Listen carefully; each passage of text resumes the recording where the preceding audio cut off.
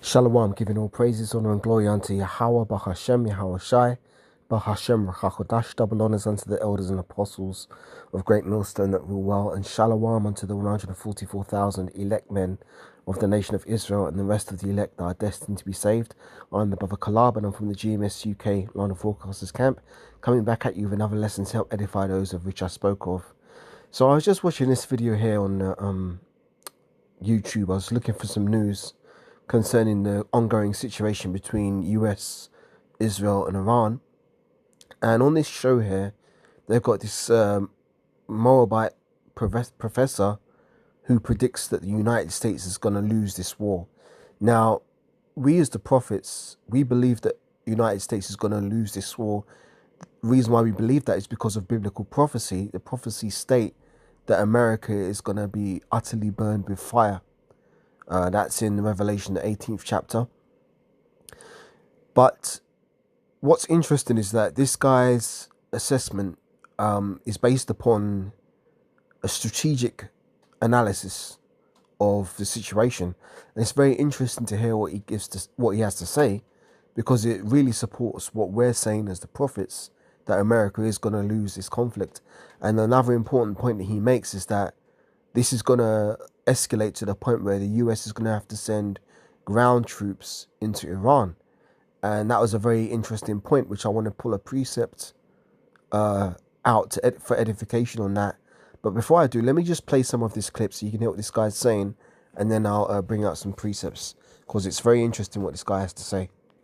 So let's play this. Yeah, of course. So, for people who aren't familiar with your work, I wanted to show folks that back in 2024, you made three big predictions. One, that Trump would win. Two, that he would start a war with Iran. And three, that the U.S. would lose that war. Let's take a listen to that.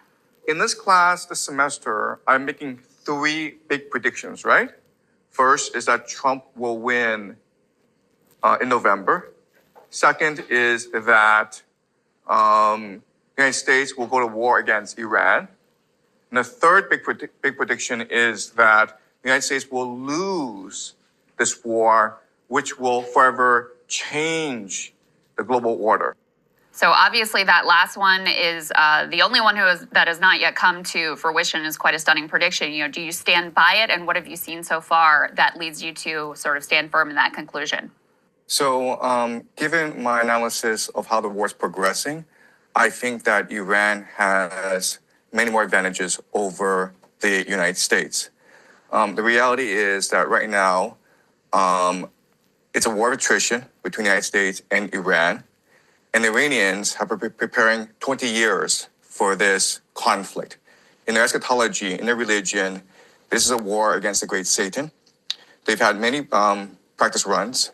Last June was a 12-day war when the Iranians were able to examine and analyze the strike capacities of both the Israelis and the Americans. And they've had a lot of time, 8 months, to prepare fully for this new attack. They, through their proxies, the Houthis, Hezbollah, Hamas, and the Shia militias, have been able to really grasp the American mentality, and now they have a pretty good strategy of how to weaken and ultimately destroy the American empire. So what the Iranians are doing is they're waging war against the entire global economy.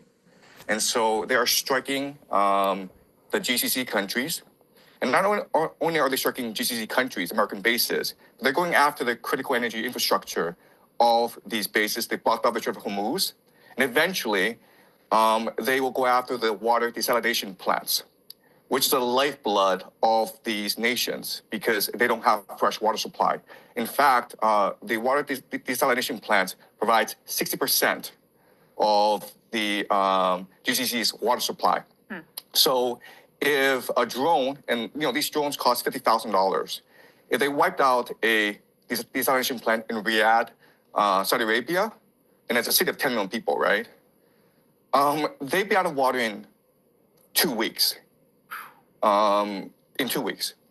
And right now, the Iranians have de facto closed off the Strait of Hormuz, And the GCC gets 90% of its food from the Strait of Hormuz. So I know a lot of people are talking about the disruptions to the global economy, but right now the Iranians are actually threatening the very existence of Saudi Arabia, UAE, Bahrain, Qatar. And why this is important is that the Gulf states are really the linchpin of the American economy. So what they do is they sell petrodollars and then they recycle the petrodollars back into the American economy through the investments in the stock market. And right now, we know that the entire American economy is propped up by AI investments in data centers. And a lot of that comes from the Gulf states. So if the Gulf states are no longer able to sell oil and they're no longer able to finance AI, this AI bubble in the United States, then this AI bubble will burst, and with it will burst as well the entire American economy, which is really a financial Ponzi scheme. Right. So that's a dire situation that the Americans are facing right now. For goodness, got these adverts playing. What's going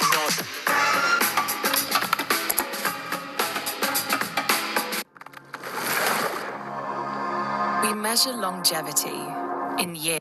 Situation that the Americans are facing right now. Yeah, I mean, to your point, sir, an Amazon data center was literally hit in the UAE. And now, of course, big tech companies, which were looking at the UAE as a major potential data center investment hub with cheap and abundant energy, probably going to be rethinking that. We also wanted to talk to you about munitions. We can put this next one up here on the screen. The United States is racing to accomplish Iran mission before munitions run out. This is specifically around interceptor math. There's a famous video just from yesterday in Israel, which shows a single Iranian ballistic missile, which is being targeted by some 11 different interceptors, all of which miss. Most of those come from the United States, not to mention all of the different bases, the GCC countries that you just talked about, and the asymmetry of the cost. It's $1 million for a missile, tens of millions per interceptor in some of these cases. With these munitions running out, how does that change the global picture? So you're in China, obviously, much of the stocks in Asia of the United States are likely to have to be cannibalized if this were to go on. How's that going to affect the global picture here? Right. So my first point is that the United States military is not designed to fight a 21st century war. Remember, the military-industrial complex came to being after World War II. It was designed to fight the Cold War. And the Cold War was really about muscle flexing, about who was able to send people up into space, who was the first to get the person on the moon, who had the more complex missile systems. And so the entire American military strategy revolves around very sophisticated technology that costs a lot of money to build, and that's what the American air defense system is basically, and that's why we're seeing this asymmetry, as you point out, in this war, where you have these $1 million missiles trying to take out these $50,000 drones, and it's not sustainable in the long term. And so what we're seeing is really the puncturing of the aura of invincibility and inevitability that sustained American hegemony for the past 20 years, especially after the collapse of the Soviet Union. And this is really a reordering of not just the global economy, because this signals the collapse of the petrodollar, and with it, the entire US dollar-based reserve currency system, but also the global hegemony of the United States. We're moving towards a multipolar world. Professor, this morning, Secretary of War Pete Hegseth was asked a question about potential ground troops in Iran. He refused to rule out that possibility. And he said, oh, well, we're not going to project to you what we will or will not do, but we don't want to, rule anything out. We will do what it takes. Do you think that America will end up invading Iran from the ground, since it's already becoming relatively clear they won't be able to accomplish the goal of regime change or even regime collapse using just air power alone?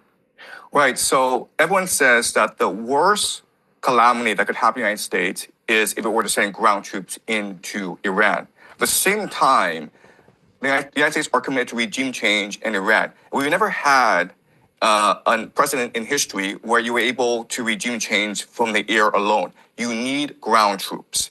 And so unfortunately, what's going to happen over the next few months is that pressure will build on America to send ground troops, especially from the GCC countries and from Israel, which are being pouted right now by the Iranians. So remember that if the GCC countries, Saudi Arabia, Qatar, UAE, Bahrain, if they go, then the petrodollar goes with them. So the Americans need to protect these countries, and these countries are going to demand that either the Americans bribe the Iranians to cease, and this is like $5 trillion in indemnity, okay?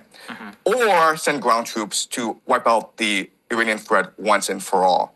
And I know that there's no political will for ground troops to be used against Iran among the American people. But remember that 78% of American people was against initial strikes against Iran in the first place.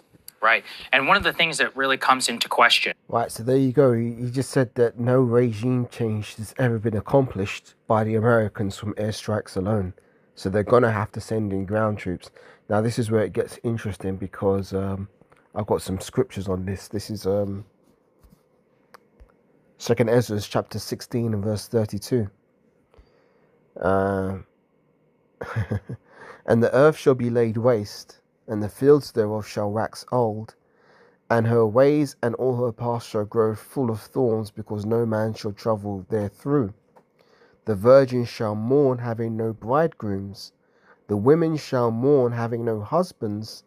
Their daughters shall mourn, having no helpers. In the wars shall their bridegrooms be destroyed, and their husbands shall perish of famine. Let me read that again.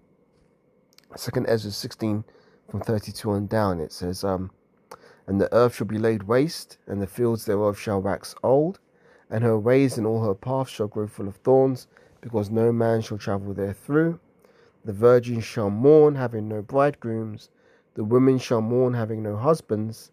Their daughters shall mourn, having no helpers. In the wars shall their bridegrooms be destroyed, and their husbands shall perish of famine. So those of you men that aren't in the truth and don't get drafted, because there's going to be a draft to call these men to war. Those of you that don't die in the wars, you're going to perish of famine, because we're entering into a time of great tribulation, such as never been since the world was ever made. So there's going to be wars, pestilences, famines, all kinds of shit going down. You know, martial law troops, curfews, mandatory implementation of the MOTB. It's about to get very, very intense out here in terms of fulfillment of prophecy. But I just wanted to bring that precept out because what this guy was saying is obviously from a a secular or a carnal worldview of his analysis of the situation. But when you really line things up, everything that he says is on point. Now, as I said in the opening of this video, we believe these things through faith, because we believe that the Most High's word doesn't go out void, but it accomplishes the things whereto he sent it. Let me read that here. Let's Isaiah 55 and verse 11. It says, so shall my word be that goeth forth out of my mouth. It shall not return unto me void, but it shall accomplish the thing which I please, and it shall prosper in the thing whereto I sent it. Now, we that are of the household of faith, we've been watching this situation develop and escalate for years, and not one of these prophecies have failed. Let's get that one.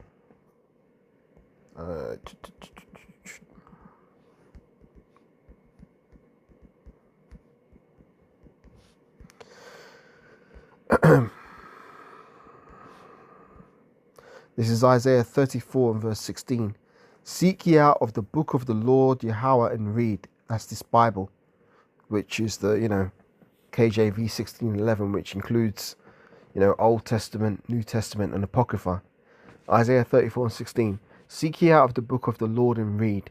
No one of these shall fail, none shall want her mate. For my mouth it hath commanded, and his spirit it hath gathered them. So yeah, we've been watching this thing developed for years, and everything is falling in place as it should be, in line with the prophecies that are spoken of in the Holy Bible, in these scriptures. So, Lord willing, that's been an edifying cricket lesson. With that, I want to once again give all praises, honor, and glory unto Yahweh, Bahashem, Yahweh Shai, Bahashem, Chakodash.